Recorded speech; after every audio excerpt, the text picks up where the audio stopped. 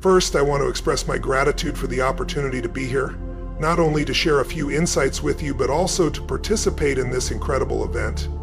I've had friends who attended in the past, and I had been considering coming myself. When I received the invitation, I knew I had to say yes. Having experienced about 2/3 of the event so far, I've gained tremendous value, not just from the speakers, but from the many remarkable individuals I've had the pleasure of meeting. In all my years of speaking and traveling, I don't think I've encountered such a concentrated mix of talent, intellect, and passion. What stands out most is the shared sense of contribution within this community. It's truly inspiring. So I thank you, and I look forward to returning as a participant in the future. I also appreciate everyone here for their engagement. I have to admit, I'm both excited and challenged today. The excitement comes from having the chance to give something back. The challenge? Well, the shortest seminar I usually conduct is about 50 hours. I'm not exaggerating. I do weekend-long events, coaching, and deep dive sessions because I believe in immersion. Think about how we learn a language. You don't just study principles, you practice until they become second nature. My approach isn't scripted. I adapt based on the energy in the room, asking questions and responding dynamically. Of course, that's not feasible in a 17-minute talk, but I'll do my best to convey key principles while respecting the TED format. I've gained immense value from these sessions, and I could empathize with Lisa Randall, who had the daunting task of explaining Einstein's theories in just 18 minutes. To ensure you get the most from this, I call it net time. No extra time learning. If you'd like to explore these ideas further, just reach out to my office and you can access any of my products at no cost. Additionally, if you ever want to attend one of my seminars, I'd be honored to have you as my guest. Now let's get started. I've packed a lot into this talk because I want to serve you as effectively as possible. I hope this doesn't come across as just philosophy. Since we won't have the same level of interaction, I encourage you to engage with me as much as possible. People often assume I'm here to motivate them. That's not the case. You don't need motivation. Many people tell me I don't need to be motivated, and I agree. What I do is different. I'm interested in why you do what you do. What drives you? What fuels your actions today, not 10 years ago? Are you still following the same patterns, or have your motivations evolved? I believe the invisible force of internal drive, when activated, is the most powerful element in life. My presence here is rooted in the belief that emotion is the true force behind our actions. Everyone in this room possesses a sharp mind, capable of analyzing, rationalizing, and achieving extraordinary things. But as we all know, logic alone doesn't dictate human behavior. While it's true that people often act in their self-interest, emotions frequently override logic, altering how we make decisions. Understanding this intersection of thought and emotion is crucial. Let's explore it together. So it's great to have a strong intellect. We all know that. But real transformation doesn't happen through thought alone. We can justify almost anything with logic, yet when emotions take over, our entire approach shifts. That's why understanding what truly drives us is essential. For instance, we've all had moments where we knew what to do, but we still didn't follow through. Why? It's not due to a lack of knowledge or ability, it's about what's happening inside us emotionally. Every action we take is guided by a deeper force, often beneath the surface of conscious thought. What I've found is that understanding why people act the way they do isn't just about analyzing behavior. It's about recognizing the patterns that shape our lives.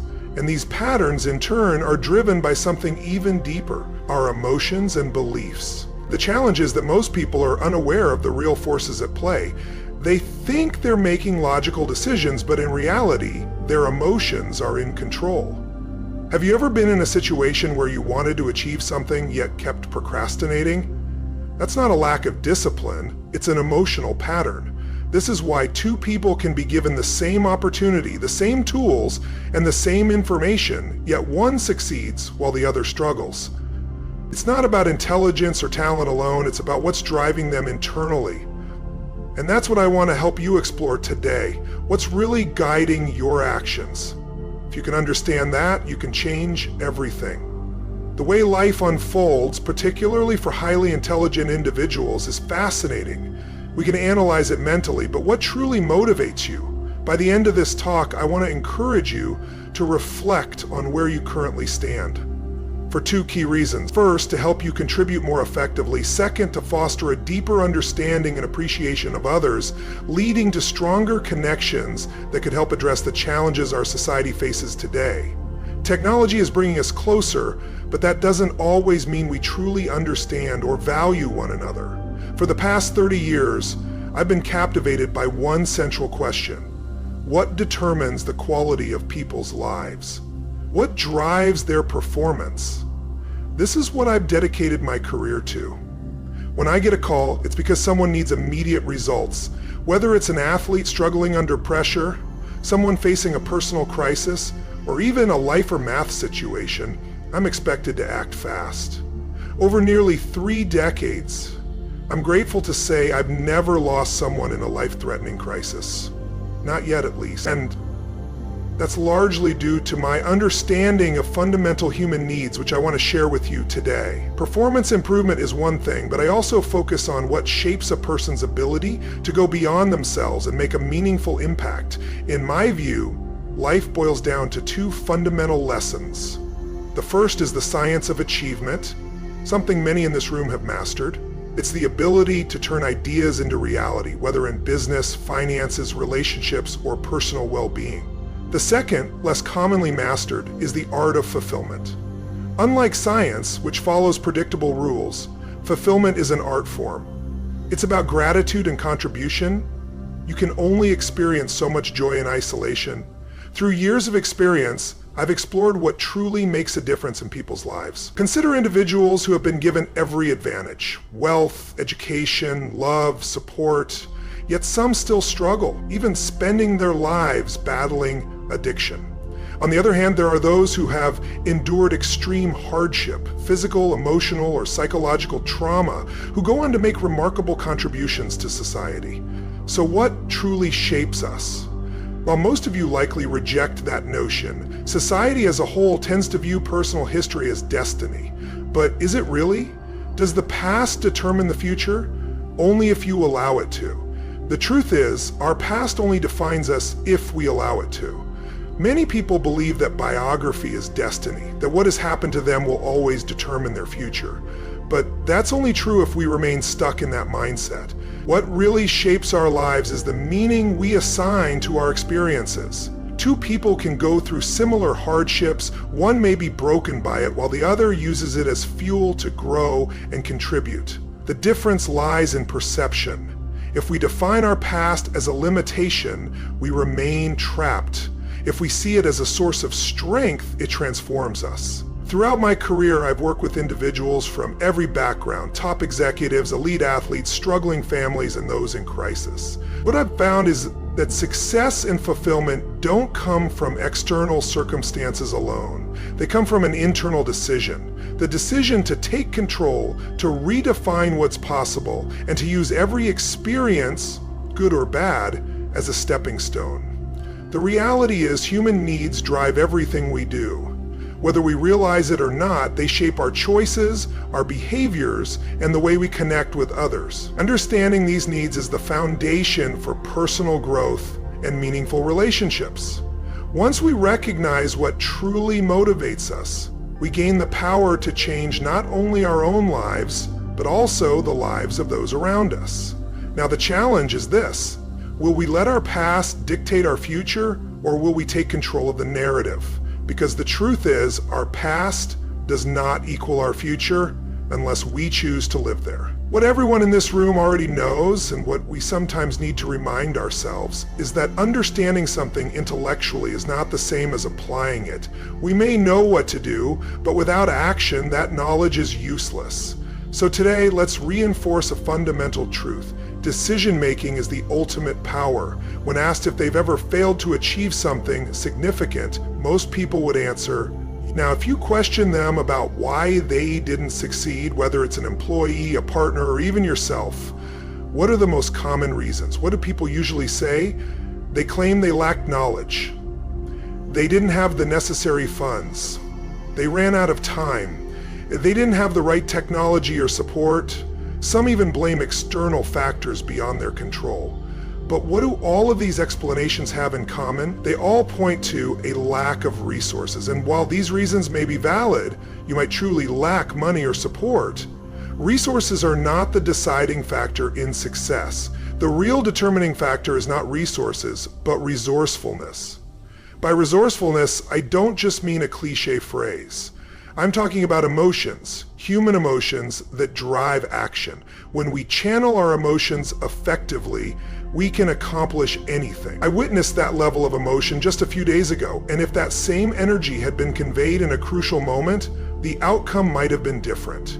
Now, it's easy for me to offer hindsight advice, right? But the reality is that emotions play a crucial role in decision making.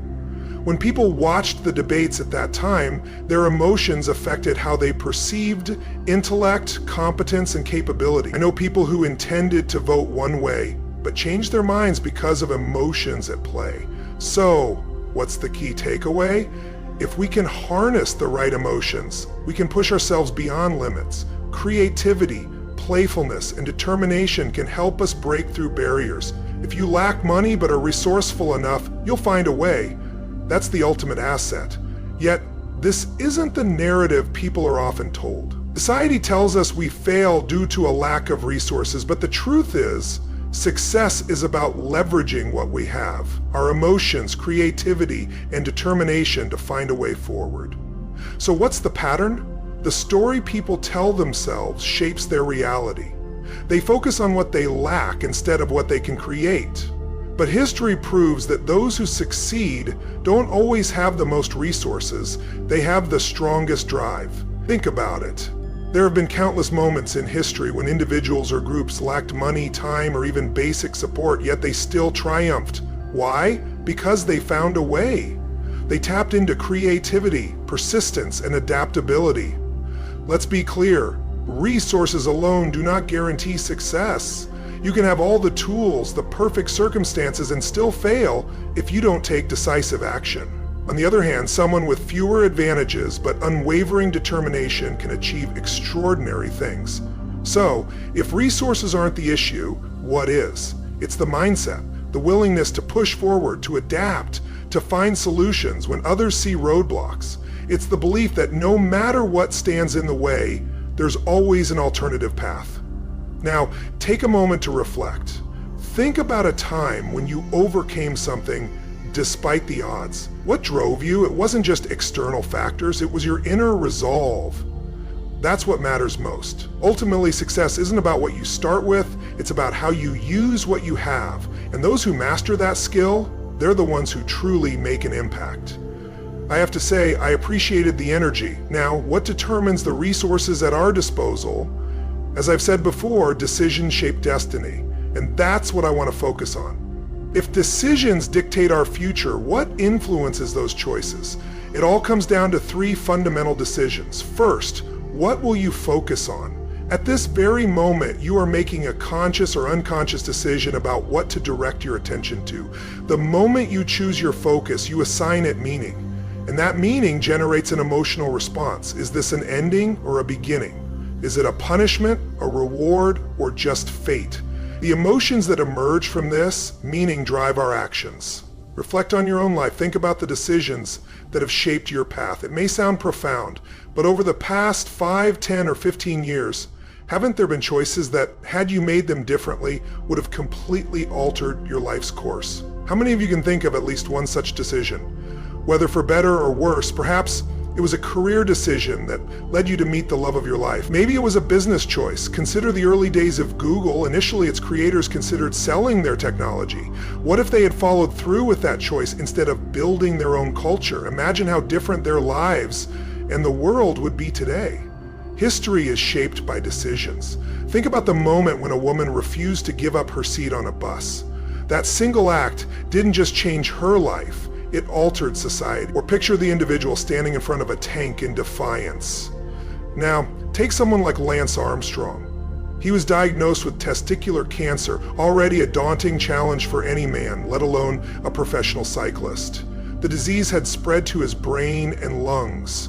But what did he choose to focus on? Instead of seeing it as the end, He saw it as a beginning. His actions reflected that mindset. He went on to win 7 championships, something he had never accomplished before his diagnosis. What changed? He developed emotional resilience, psychological strength. That's what makes the difference. After working with over 3 million people across 80 countries in nearly 3 decades, I've seen patterns emerge. Just as continents like South America and Africa were once connected, the same applies to human behavior. Some may dismiss it, but it's a simple reality. So what shaped Armstrong? What shapes you? 2 invisible forces. The first is your state of mind. We've all had moments where we did something and immediately thought, I can't believe I said that. That was so foolish. Who's been there? On the flip side, there are times when you take action and think, yes, that was me. It's not your ability, it's your state of mind. And I teach people how to shift that quickly. But what shapes us in the long run is our model of the world. This acts as our internal filter, guiding the decisions we make. If you want to influence someone, you first have to understand what already influences them. This model consists of 3 key components. First, what is your target? What are you truly after? I believe it's not just about desires. You can achieve a goal, but have you ever reached one and thought, is this all there is? How many of you have felt that before? It's not just about goals, it's about fundamental human needs. I believe there are 6 core needs that drive us. Once you uncover the real force behind your decisions, not fabricate, but reveal it, you then move to the next step, understanding the map that guides you. That map is your personal interpretation of reality, how you believe the world works. It determines the path you take to meet your needs. But here's the key. No 2 people have the same map. Some individuals see life as a battlefield where they must constantly fight, while others view it as a journey filled with opportunities. This perspective influences every choice they make. Now, beyond your target and map, the third element is your belief system. This dictates what you think is possible or impossible. It establishes the limits of what you will attempt and what you will avoid. For instance, if someone believes they are incapable of success, no amount of opportunities will change their reality. Their mind has already placed a restriction on what they can achieve. On the other hand, those who see challenges as stepping stones rather than obstacles continue to push forward. When you put these 3 components together, your target, your map, and your beliefs, you create the framework that shapes your life. Every decision stems from this foundation. So if you want to change your results, you have to adjust one or more of these elements. You must refine your focus, update your perception of the world, or break limiting beliefs that hold you back. This is why 2 people can experience the same situation, yet respond completely differently. One might see failure as a sign to give up, while the other takes it as motivation to improve. The difference isn't in the event itself, it's in the interpretation. And that interpretation is controlled by your internal model of the world. Once you understand this, you gain the power to shape your future. Instead of reacting to circumstances, you become intentional in your choices. You no longer let external factors dictate your direction, you take control. That's the real key to transformation, not luck, not external conditions. It's the ability to master your focus, redefine meaning, and take action based on a model that empowers you. So the question is, are you willing to shift your model? Because if you do, your entire life will follow. What belief systems shape how we meet our needs? Some believe fulfillment comes from destruction, while others seek it through creation, love, or innovation. The approach varies, but the underlying needs remain the same. Let's break them down. 6 fundamental human needs. 1, certainty. This isn't just a desire, it's universal. We all seek stability, to avoid pain and find comfort. But how do we achieve it? Some control their surroundings, others develop skills, and some may resort to unhealthy habits. Yet paradoxically, if we had absolute certainty, life would become dull. Imagine knowing exactly what will happen at all times. How would you feel? Bored. That's why we have a second essential need. 2, uncertainty. We crave variety and surprise. If you say you love surprises, you likely mean the ones you want. The ones you don't, you call those problems. But even those challenges are necessary. They keep life engaging. Ever rewatched a movie you've already seen? You know it's good, but enough time has passed that it feels fresh again. That's the balance between certainty and uncertainty. 3. Significance.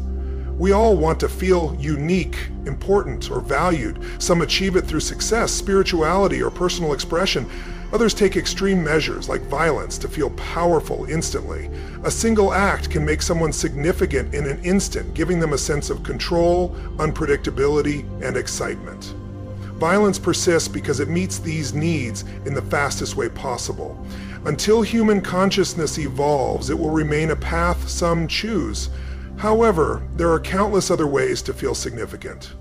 Ones that don't come at the expense of others. 4. Connection and love. We all seek love, but many settle for connection because love is risky. It makes us vulnerable. Who here has been hurt in a relationship? You will be again. That's life. But we still need it.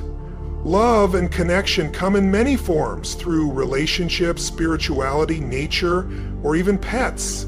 A dog, for instance, will always greet you like you've been gone for months, even if you just stepped out for 5 minutes. These first 4 needs, certainty, uncertainty, significance, and connection, shape our personalities.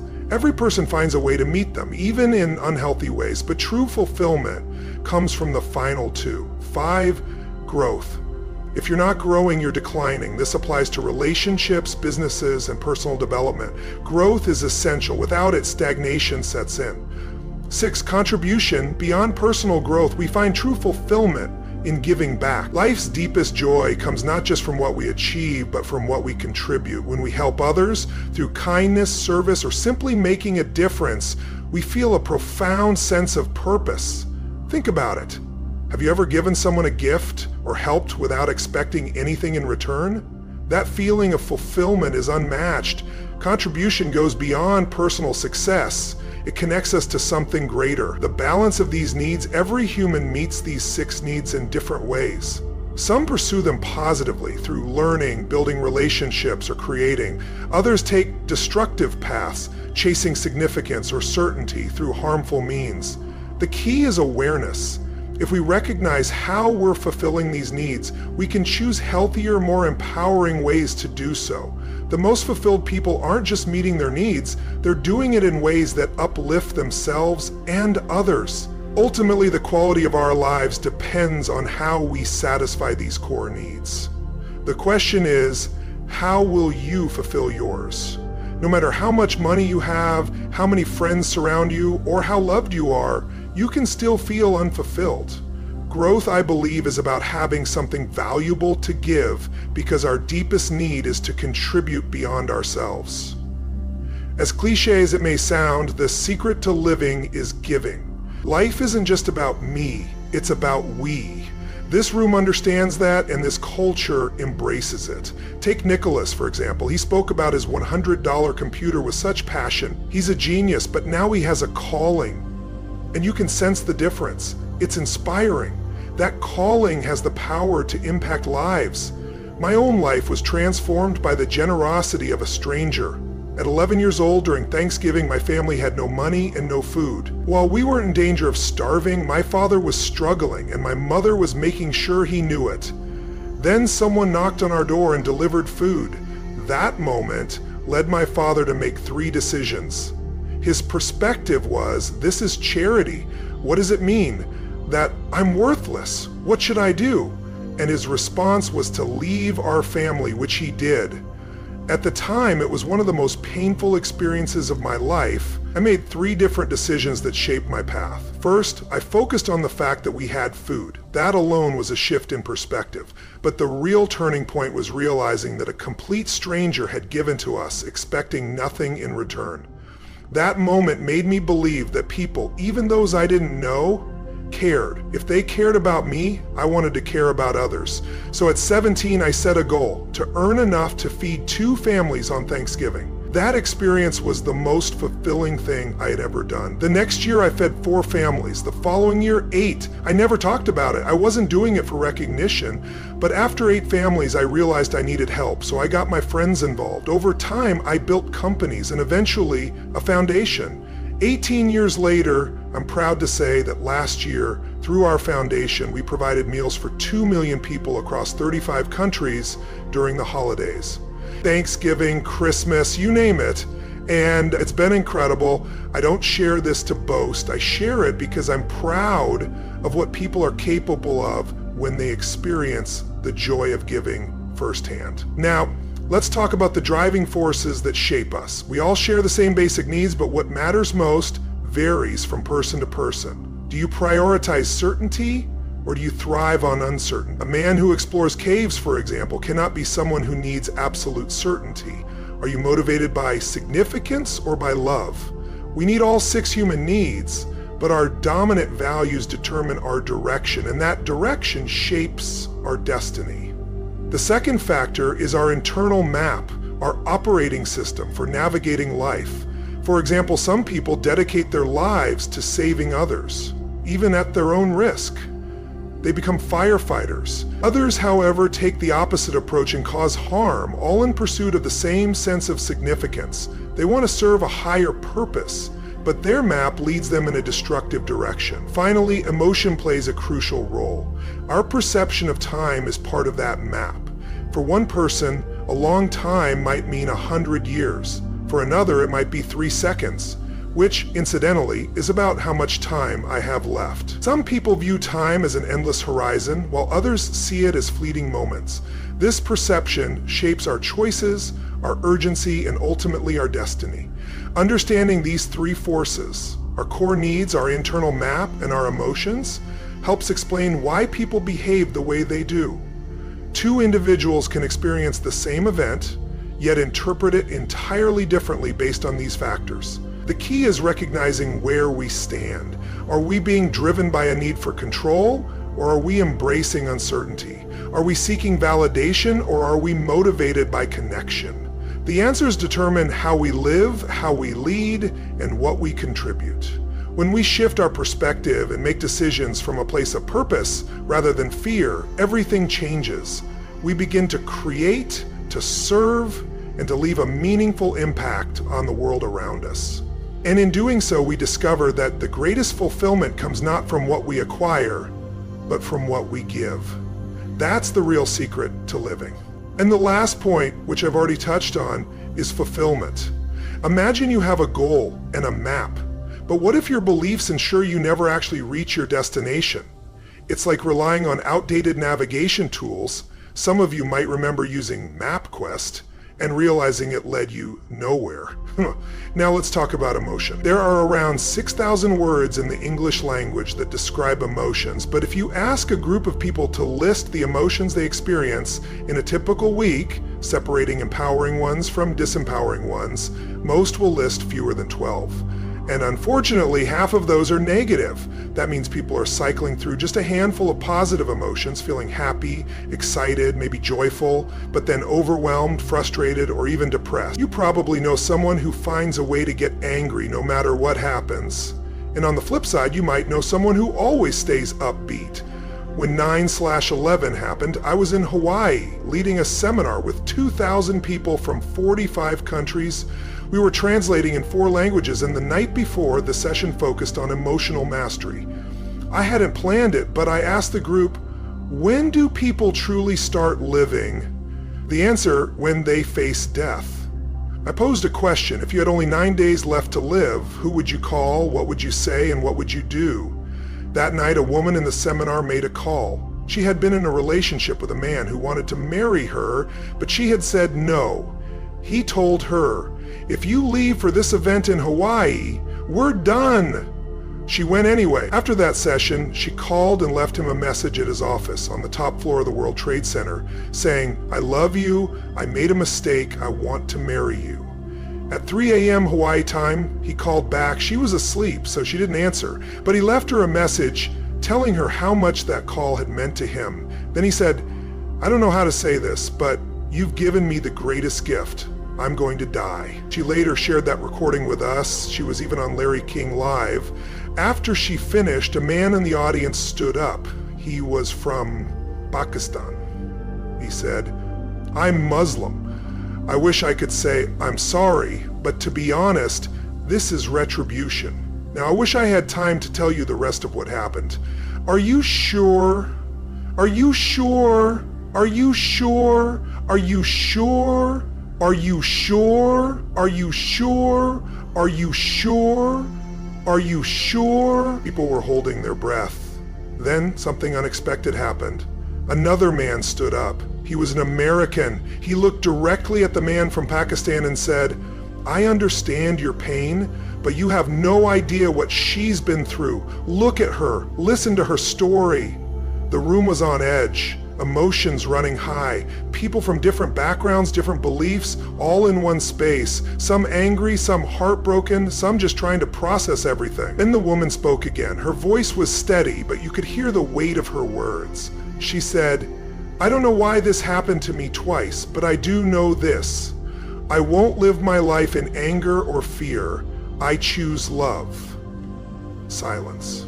And then, one by one, people started clapping. It wasn't just polite applause.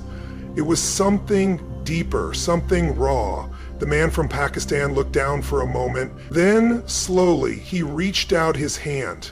The woman took it, and in that instant, something shifted in the room. Not everyone agreed.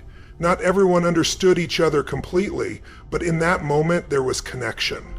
Because at the end of the day, that's what we all want, to be heard, to be seen, to know that no matter what happens, love is still an option. I'll keep this brief out of respect for time. Just 10 seconds.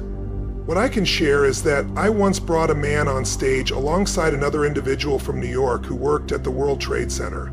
Among the 200 New Yorkers present, over 50 had lost their entire companies and numerous friends. Some were crossing names off their Palm Pilots, realizing the people they knew were gone. One financial trader, a woman known for her resilience, broke down in tears as she crossed off the names of 30 friends who had all perished. At that moment, I asked everyone, what will we focus on? What meaning will we give this? And what actions will we take? I guided the group toward a shift in focus. If they hadn't lost someone that day, their mission was to help someone else. In the midst of this, one woman stood up, visibly furious, shouting in anger. It turned out she wasn't from New York, wasn't American, and didn't personally know anyone affected. When I asked if anger was her usual response, she admitted that it was. People who carried guilt felt guilty, and those prone to sadness became overwhelmed with grief.